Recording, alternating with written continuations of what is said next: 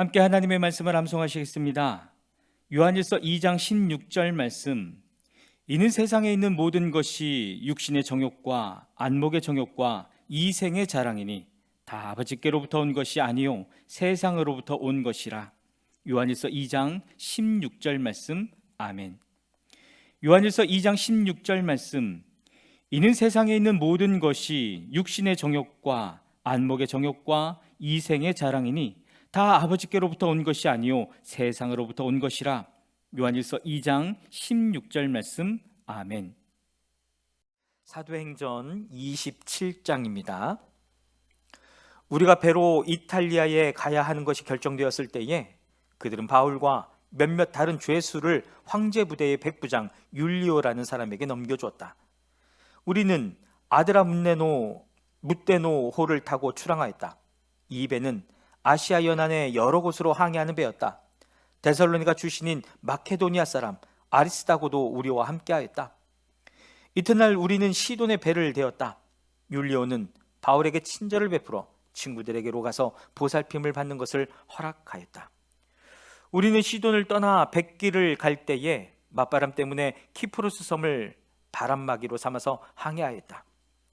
우리는 길리기아와 밤빌리아 앞바다를 가로질러 항해하여 루기아에 있는 무라에 이르렀다. 거기서 백부장은 이탈리아로 가는 알렉산드리아 배를 만나서 우리를 그 배에 태웠다. 우리는 여러 날 동안 천천히 항해하여 겨우 니도 앞바다에 이르렀다. 그런데 우리는 맞바람 때문에 더 이상 나아갈 수 없어서 크레타 섬을 바람막이로 삼아 살몬의 앞바다를 항해하여 지나갔다. 그리고 우리는 크레타 남쪽 해안을 따라 겨우겨우 항해하여 라세아 성에서 가까운 도시인 아름다운 항구라는 곳에 닿았다. 많은 시일이 흘러서 금식 기간이 이미 지났으므로 벌써 항해하기에 위태로운 때가 되었다. 그래서 바울은 그들에게 이렇게 충고했다. 여러분, 내가 보기에 지금 항해를 하다가는 재난을 당할 것 같은데 짐과 배의 손실만이 아니라 우리의 생명까지도 이를지 모릅니다. 그러나 백부장은 바울의 말보다는 선장과 선주의 말을 더 믿었다. 그리고 그 항구는 겨울을 나기에 적합하지 못한 곳이므로 거의 모두는 거기에서 출항하여 할 수 있으면 베닉스로 가서 겨울을 나기로 뜻을 정하였다. 베닉스는 크레타 섬의 항구로 서남쪽과 서북쪽을 바라보는 곳이다. 때마침 남풍이 순하게 불어오므로 그들은 뜻을 이룬 것이나 다름없다고 생각하고 닷을 올리고서 크레타 해안에 바싹 붙어서 항해하였다. 그런데 얼마 안 되어서 유라굴로라는 폭풍이 섬 쪽으로 몰아쳤다. 배가 폭풍에 휘말려서 바람을 맞서서 나아갈 수 없으므로 우리는 체념하고 떠밀려 가기 시작하였다. 그런데 우리가 가우다라는 작은 섬 아래쪽을 따라 밀려갈 때에 그 섬이 어느 정도 바람막이가 되어 주었으므로 우리는 간신히 거룻배를 휘어잡을 수 있었다. 선원들은 거룻배를 갑판 위에다가 끌어올리고 밧줄을 이용하여 선체를 동여매었다. 그리고 그들은 리비아 근처의 모래톱으로 밀려들까 두려워서 바다에 닷을 내리고 그냥 떠밀려가고 있었다. 우리는 폭풍에 몹시 시달리고 있었는데 다음날 선원들은 짐을 바다에 내던졌고 사흘째 날에는 자기네들 손으로 배에 장비마저 내버렸다. 여러 날 동안 해도 별도 보이지 않고 거센 바람만이 심하게 불었으므로 우리는 살아남으리라는 희망을 점점 잃었다. 사람들은 오랫동안 아무것도 먹지 못하고 있었다. 그때 바울이 이렇게 말하였다. 여러분은 내 말을 듣고 크레타에서 출항하지 않았어야 했습니다. 그랬으면 이런 재난과 손실은 당하지 않았을 것입니다. 그러나 이제 나는 여러분에게 권합니다. 기운을 내십시오. 이 배만 잃을 뿐 여러분 가운데 한 사람도 목숨을 잃지는 않을 것입니다. 바로 지난밤에 나의 주님이시요 내가 섬기는 분이신 하나님의 천사가 내 곁에 서서 바울아, 두려워하지 말아라. 너는 반드시 황제 앞에 서야 한다. 보아라, 하나님께서는 너와 함께 타고 가는 모든 사람의 안전을 너에게 맡겨주셨다 하고 말씀하셨습니다. 그러므로 여러분, 힘을 내십시오. 나는 하나님께서 나에게 말씀하신 그대로 되리라고 믿습니다. 우리는 반드시 어떤 섬으로 밀려가 닿게 될 것입니다. 14일째 밤이 되었을 때에 우리는 아드리아 바다에 떠밀려 다녔다. 한밤중에 선원들은 어떤 육지에 가까이 이르고 있다고 짐작하였다. 그들이 물 깊이를 재어보니 20길이었다. 좀 더 가서 재니 15길이었다. 우리는 혹시 암초에 걸리지는 않을까 염려하여 고물에서 닷 4개를 내리고 날이 새기를 고대하였다. 그런데 선원들이 배를 버리고 달아나려고 이물에서 닷을 내리는 척하면서 바다에 거룻배를 풀어내렸다. 바울은 백부장과 병사들에게 말하였다. 만일 이 사람들이 배에 그대로 남아있지 않으면 당신들은 무사할 수 없습니다. 그래서 병사들이 거룻배의 밧줄을 끊어서 거룻배를 떨어뜨렸다. 날이 새어갈 때에 바울은 모든 사람에게 음식을 먹으라고 권하면서 말하였다. 여러분은 오늘까지 열 나흘 동안이나 마음을 졸이며 아무것도 먹지 못하고 굶고 지냈습니다. 그래서 나는 여러분들에게 음식을 먹으라고 권합니다. 그래야 여러분은 목숨을 유지할 힘을 얻을 것입니다. 여러분 가운데서 아무도 머리카락 하나라도 잃지 않을 것입니다. 바울은 이렇게 말하고 나서 빵을 들어 모든 사람 앞에서 하나님께 감사를 드리고 떼어서 먹기 시작하였다.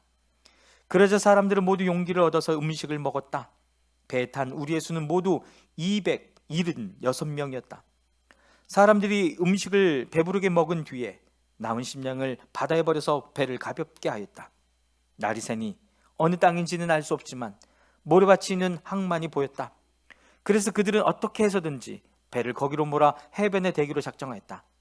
닻을 모두 끊어서 바다에 버리고 동시에 키를 묶은 밧줄을 늦추었다. 그리고 앞 도수를 올려서 바람을 타고 해안 쪽으로 들어갔다. 그런데 두 물살이 합치는 곳에 끼어들어서 배가 모래톱에 걸렸다. 이 물은 박혀서 움직이지 않고 고물은 심한 물결에 깨졌다. 병사들은 죄수들이 혹시 헤엄쳐 도망갈까봐 그들을 버리려고 계획하였다. 그러나 백부장은 바울을 구하려고 병사들의 의도를 막고 헤엄칠 수 있는 사람들은 먼저 뛰어내려서 무트로 올라가라고 명령하였다. 그리고 그 밖의 사람들은 널빤지나 부서진 배 조각을 타고 무트로 나가라고 명령하였다. 이렇게 해서 모두 무트로 올라와 구원을 받게 되었다. 사도행전 28장입니다. 우리가 안전하게 목숨을 구한 뒤에야 비로소 그곳이 몰타섬이라는 것을 알았다. 섬 사람들이 우리에게 특별한 친절을 베풀어 주었다. 비가 내린 뒤라서 날씨가 추웠으므로 그들은 불을 피워서 우리를 맞아 주었다. 바울이 나뭇가지를 하나를 모아다가 불에 넣으니 뜨거운 기운 때문에 독사가 한 마리 튀어나와서 바울의 손에 달라붙었다. 섬 사람들이 그 뱀이 바울의 손에 매달려 있는 것을 보고 이 사람은 틀림없이 살인자다. 바다에서는 살아나왔지만 정의의 여신이 그를 그대로 살려주지 않는다 하고 서로 말하였다. 그런데 바울은 그 뱀을 불 속에 떨어버리고 아무런 해도 입지 않았다. 섬 사람들은 그가 살이 부어 오르거나 당장 쓰러져 죽으려니 하고 생각하면서 기다렸다. 그런데 오랫동안 기다려도 그에게 아무런 이상이 생기지 않자 그들은 생각을 바꾸어 그를 신이라고 하였다. 그 근처에 그 섬의 추장인 보블리오가 농장을 가지고 있었다. 그가 우리를 그리로 초대해서 사흘 동안 친절하게 대접해 주었다. 마침 보블리오의 아버지가 열병과 이질에 걸려서 병석에 누워 있었다. 그래서 바울은 들어가서 기도하고 그에게 손을 얹어서 낫게 해주었다. 이런 일이 일어나니 그 섬에서 병을 앓고 있는 다른 사람도 찾아와서 고침을 받았다. 그들은 극진한 예로 우리를 대하여 주었고 우리가 떠날 때에는 우리에게 필요한 물건들을 배에다가 실어주었다. 석 달 뒤에 우리는 그 섬에서 겨울을 난 디오스구로라는 이름이 붙인 알렉산드리아 배를 타고 떠났다.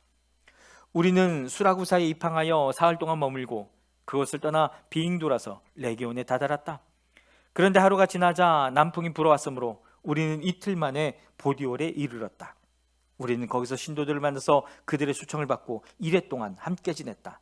그런 다음에 드디어 우리는 로마로 갔다.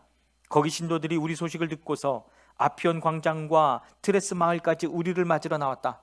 바울은 그들을 보고 하나님께 감사를 드리고 용기를 얻었다.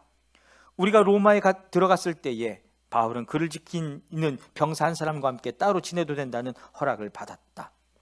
사흘 뒤에 바울은 그곳 유대인 지도자들을 불러 모았다. 그들이 모였을 때에 바울은 이렇게 말하였다. 동포 여러분, 나는 우리 결례와 조상들이 전하여준 풍속을 거스르는 일을 한 적이 없습니다. 그런데도 나는 죄수가 되어서 예루살렘에서 로마 사람의 손에 넘겨졌습니다.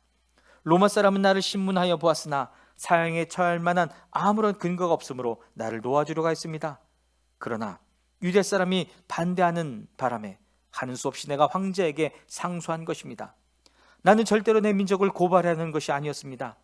이런 까닭으로 나는 여러분을 뵙고 말씀드리려고 여러분을 오시라고 청한 것입니다. 내가 이렇게 쇠사슬에 매어 있는 것은 이스라엘의 소망 때문입니다. 그들이 바울에게 말하였다. 우리는 아직 유대로부터 당신에 관한 편지를 받은 일도 없고 동포들 가운데서 아무도 여기에 와서 당신에 대하여 나쁘게 말하거나 소문을 낸 일이 없습니다. 우리는 당신에게서 당신의 생각을 들어보고 싶습니다. 이 종파에 대하여 우리가 아는 것은 어디서나 이 종파를 반대하는 소리가 높다는 것입니다. 그들은 바울과 만날 날짜를 정하였다. 그날에 더 많은 사람이 바울의 숙소로 찾아왔다. 그는 아침부터 저녁까지 그들에게 하나님 나라를 엄숙히 증언하고 모세 율법과 예언자의 말을 가지고 예수에 관하여 그들을 설득하면서 그의 속내를 터놓았다. 더러는 그의 말을 받아들였으나 더러는 믿지 않았다. 그들이 이렇게 견해가 서로 엇갈린 채로 흩어질 때에 바울은 이런 말을 한마디 하였다. 성령께서 예언자 이사야를 통하여 여러분의 조상에게 하신 말씀은 적절합니다. 곧 이런 말씀입니다. 이 백성에게 가서 말하여라. 너희가 듣기는 들어도 깨닫지 못하고 보기는 보아도 알지 못한다.